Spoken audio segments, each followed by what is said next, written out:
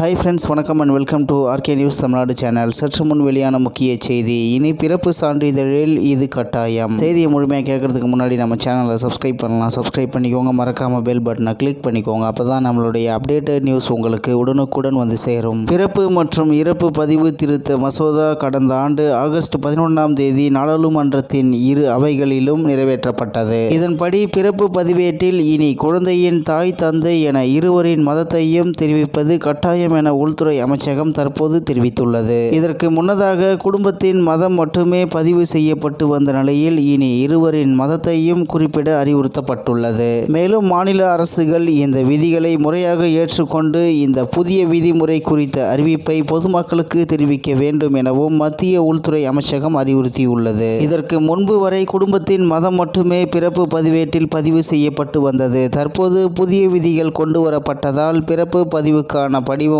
1 சில திருத்தங்கள் அமலுக்கு வந்துள்ளது. அந்த படிவத்தில் தாயின் மதம், தந்தையின் மதம் என்ன என்று தனித்தனியே கேள்விகள் கேட்கப்பட்டுள்ளது. இதற்கு எதிரில் தேர்வு செய்வதற்கான டிக் மார்க் போடும் வகையில் கொடுக்கப்பட்டுள்ளது. அதில் தங்களது மதம் என்னவென்று டிக் செய்ய வேண்டும். மேலும் இந்த புதிய விதிமுறை குழந்தையை தத்தெடுக்கும் பெற்றோர்களுக்கும் பொருந்தும் எனவும் தெரிவிக்கப்பட்டுள்ளது. இந்நிலையில் பிறப்பு பதிவேட்டில் இனி குழந்தையின் தாய், தந்தை என இருவரின் மதத்தையும் தெரிவிப்பது கட்டாயம் என உள்துறை அமைச்சகம் தற்போது தெரிவித்துள்ளது. இதற்கு முன்னதாக குடும்பத்தின் மதம் மட்டுமே பதிவு செய்யப்பட்டு வந்த நிலையில் இனி இருவரின் மதத்தையும் குறிப்பிட அறிவுறுத்தப்பட்டுள்ளது. மேலும் மாநில அரசுகள் இந்த விதிகளை முறையாக ஏற்றுக்கொண்டு இந்த புதிய விதிமுறை குறித்த அறிவிப்பை பொதுமக்களுக்கு தெரிவிக்க வேண்டும் எனவும் உள்துறை அமைச்சகம் அறிவுறுத்தியுள்ளது. இதற்கு முன்பு வரை குடும்பத்தின் மதம் மட்டுமே பிறப்பு பதிவேட்டில் பதிவு செய்யப்பட்டு வந்தது என்பது குறிப்பிடத்தக்கது. மேலும் பிறப்பு மற்றும் இறப்பு பதிவு திருத்த மசோதா கடந்த ஆண்டு ஆகஸ்ட் 11ஆம் தேதி நாடாளுமன்றத்தின் இரு அவைகளிலும் நிறைவேற்றப்பட்டது என்பது குறிப்பிடத்தக்கது. மேலும் இது போன்ற செய்திகளை உடனுக்குடன் தெரிந்து கொள்ள ஆர்கே நியூஸ் தமிழ்நாடு சேனலுடன் இணைந்திருங்கள். நன்றி, வணக்கம்.